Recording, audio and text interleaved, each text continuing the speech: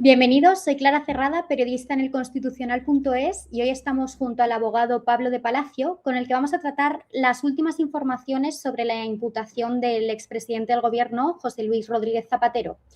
Buenas tardes, Pablo, ¿qué tal? Gracias por estar con nosotros. Buenas tardes, gracias a vosotros. Pues nada, vamos a empezar comentando los presuntos delitos que se le imputan a Zapatero, ¿no? Y es que Calama le atribuye delitos de tráfico de influencia, organización criminal, falsedad documental y blanco de capitales.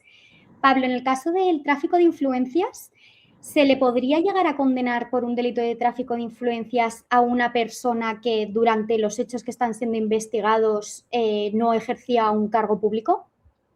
Bueno, pues en principio ahí está el primero, ¿no?, de los elementos que seguramente va a utilizar la defensa de, en este caso, el expresidente del gobierno, que va a ser decir que no puede influir a alguien que no tenga en primer lugar la condición de autoridad pública, es decir, de funcionario, y por lo tanto ninguna influencia puede realizar sobre un tercero.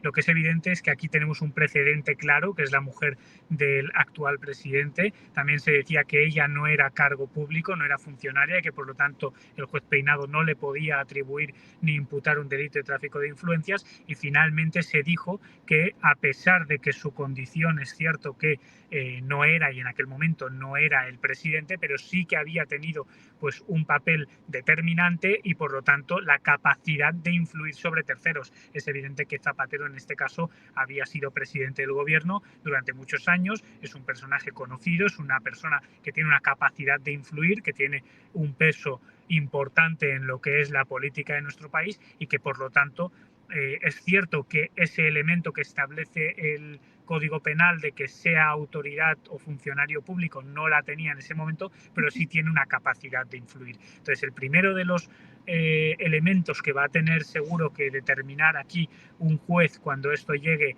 a juicio es determinar si efectivamente se le puede imputar este delito o hemos de ser estrictamente rigurosos con la redacción que establece nuestro Código Penal. Y eso efectivamente va a ser, ya adelantándome, uno de los primeros elementos que van a utilizar en su defensa con prácticamente total probabilidad.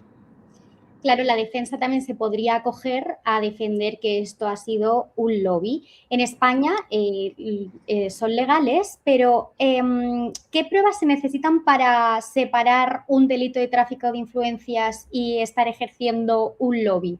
Por ejemplo, ¿hay alguna frontera que realmente estipule esto es un delito y esto es un lobby? Bueno, lo que es evidente es que lo que no puedes es que con la condición que tienes, ya sea de autoridad o de persona con capacidad de influir, conseguir un beneficio económico personal haciendo uso de un dinero que es público. Por lo tanto, desde el momento en que hay un beneficio personal, un ánimo de lucro, y por lo tanto ha sido un negocio lucrativo que tendría que ser pues totalmente privado, desde el momento en que hay elementos que entran del sector público, entraríamos ya en esa franja del tráfico de influencias y por lo tanto entraríamos ya en un campo en el cual podríamos estar hablando ya de presuntos delitos. Si esto estuviera en el ámbito estrictamente privado, no estaríamos ante estas circunstancias, pero en este caso no estamos en un ámbito privado, estamos hablando de una persona con una capacidad de influir, de una persona que en su momento fue un servidor público y de una persona que en consecuencia tiene una capacidad decisoria que no tiene seguramente una persona de pues un negocio privado. Por lo tanto, ahí estaría un poco la frontera que marcaría lo que es legítimo y lo que desde el punto de vista penal empieza a ser ilegítimo. En el sumario aparece Zapatero como un líder de una estructura estable y jerarquizada. También, ¿vale? Se expone que su liderazgo tiene un liderazgo no visible. ¿Cómo se puede demostrar este liderazgo no visible? Simplemente con las conversaciones que hemos conocido, que están reflejadas en el sumario, que son terceros atribuyéndole este papel a Zapatero, ¿simplemente estos indicios podrían verificar este papel de Zapatero? Pues todo dependerá también de con qué otros indicios o fuentes de pruebas se pongan en conexión. Es decir, la valoración de la prueba, aunque tenemos que hacerla individualizadamente para cada uno de los elementos de prueba, luego tiene que ponerse en contexto con todos los demás elementos. Y por lo tanto es evidente que si en este caso hay personas que le atribuyen pues una cierta participación, pero son unas atribuciones que no vienen respaldadas por ningún otro elemento de prueba o que son únicamente singulares de una única persona, efectivamente va a ser una prueba que va a ser muy difícil de sustentar ningún tipo de acusación. Ahora bien, si esas pruebas vienen corroboradas por informes de autoridades policiales o vienen corroboradas por más de una persona que le imputa efectivamente una participación que tiene una coherencia y una lógica y una racionalidad en el tiempo, y eso lo conectamos con otras pruebas que no tienen ningún tipo de elemento que pueda ser objeto de distorsión, en principio sí que serían suficientes para enervar lo que es la presunción de inocencia. Por lo tanto, como prueba individual o como imputación individual, las conversaciones no valdrían, a no ser que sean muchas, que todas guarden una coherencia y una lógica y que puestas en conexión con los demás elementos de prueba, pues hagan que se pueda enervar esa presunción de inocencia, porque quede claro que no hay ningún tipo de ánimo espurio en esas conversaciones y en esas atribuciones de hechos. Otra de las cosas que se ha encontrado, ¿no? En el registro que ha llevado a cabo la UCO, en el despacho de Zapatero, se han encontrado unas joyas metidas en una caja fuerte. Específicamente son 103 joyas y según la portavocía de Zapatero, la que la está ejerciendo Luis Arroyo, él ha dicho que son fruto de herencias y de regalos y que están valoradas entre los 30 y los 50.000 euros. ¿Qué importancia tiene el hallazgo de estas piezas? Y luego la policía ha pedido que se tase dichas joyas. ¿Qué implicaciones tendría que estas joyas superasen un valor mucho más alto de los 50.000 euros? Bueno, ahí cambia lo que es la tipología delictiva, si estamos en un tipo agravado o estamos en un tipo no agravado. En consecuencia, también cambian las penas que se imponen en uno o en otro delito. Y sobre todo aquí hay una cuestión que es muy importante. Si realmente es cierto lo que se dice y esas joyas vienen de herencias o de regalos, habrán maneras de acreditar que realmente viene de una herencia. Una herencia tiene que venir respaldada por una aceptación de herencia. Y por lo tanto esa aceptación de herencia, que es lo que hace que se transmita el bien del que ha fallecido al nuevo titular, al heredero, esa transmisión de herencia se hace en documento público que deja trazabilidad. Por lo tanto se podrá aportar sin ningún tipo de prueba ni de problema y ser prueba plena en derecho para que no se le pueda decir que realmente eso viene de la actividad delictiva. Ahora bien, si se ha dicho ahora ya de entrada que viene de herencias y de regalos y luego no hay nadie que declare que fue un regalo, cuál fue el motivo del regalo, y en segundo lugar de herencias, y no se aporta ninguna aceptación de herencia, ni se dice de quién venían, ni tampoco se tiene ninguna constancia de que esas joyas estuvieran en el caudal relicto de una persona fallecida del que uno sea heredero, pues evidentemente, si no se puede probar, la unidad central operativa va a tener que continuar adelante entendiendo que esos bienes son bienes que se han obtenido fruto de los delitos objeto de investigación. Lo mismo pasa, ¿no?, con el dinero que se ha encontrado en la casa del amigo de Zapatero, de Julio Martínez Martínez, ¿no?, que se han encontrado 286.070 euros en efectivo repartidos por toda su casa, escondidos, ¿no? Y también se supone que Martínez Martínez cobró presuntamente una comisión del 1% gracias al rescate de los 53 millones de Plus Ultra. ¿Cómo podría la defensa de Martínez verificar que este dinero que se ha encontrado tiene una procedencia lícita? Pues en primer lugar aportando facturas que demuestren que ese dinero, aunque fuera pagado en efectivo, aquí hemos de entrar en el espacio temporal en el que nos encontramos. Hasta hace unos años no había la limitación de pago en efectivo que tenemos en este momento por la ley de prevención de blanqueo de capitales. En aquel momento se podía pagar bastante más dinero en efectivo del que se puede pagar ahora. Por lo tanto, sí podemos acreditar, pero eso no hacía que no tuviera que haber factura.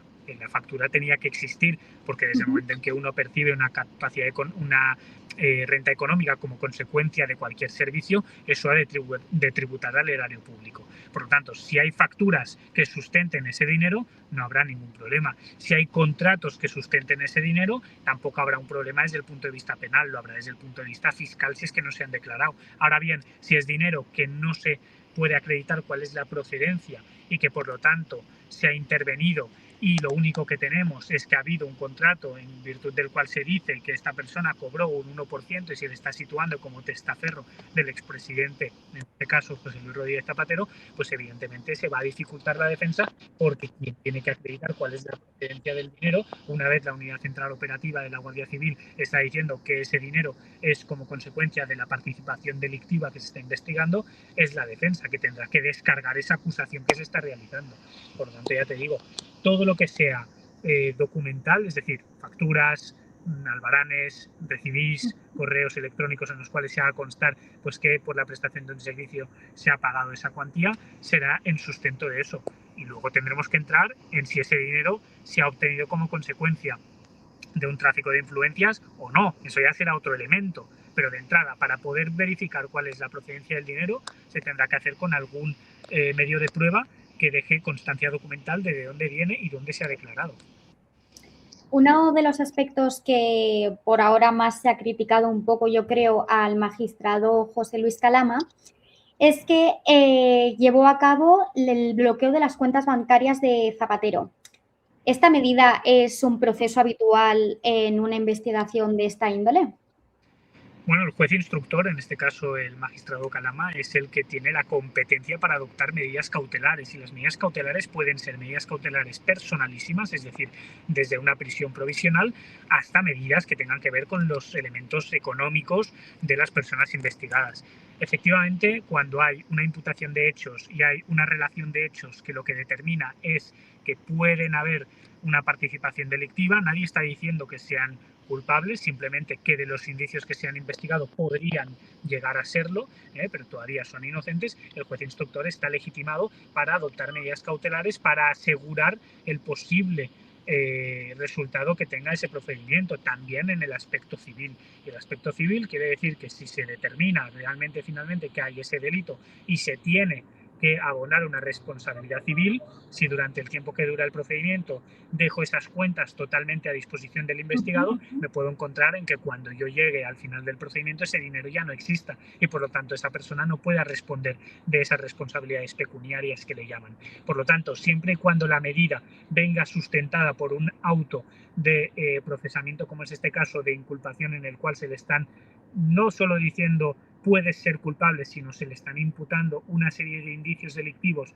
que pues parece ser que vienen sustentados por documentos fehacientes y por informes de la Unidad Central Operativa, pues siempre y cuando tenga una proporcionalidad con el fin que persiguen, que es simplemente preservar ese dinero por si hay una responsabilidad, en principio estaríamos dentro de una medida proporcional. Otra cosa distinta ya es entrar a determinar si pues se le podría haber requerido para que hubiera hecho el pago voluntario antes de proceder al bloqueo. Eso ya es otra cosa distinta que ya, pues tal vez ahí sí que estaríamos de acuerdo en que lo primero sería requerirle para que hiciera el pago y si no lo hacía, proceder al bloqueo o al embargo de las cuentas.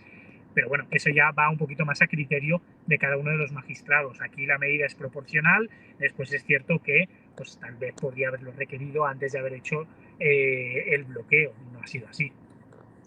La defensa de Zapatero solicitó justo ayer el aplazamiento de la declaración. Estaba prevista la declaración del expresidente para el 2 de junio y finalmente el magistrado ha aceptado este aplazamiento y va a declarar durante los días 17 y 18 de junio.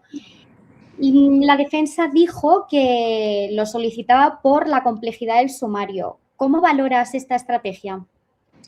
Tiene lógica y además tiene toda la razón de ser que por parte del magistrado se haya concedido ese aplazamiento.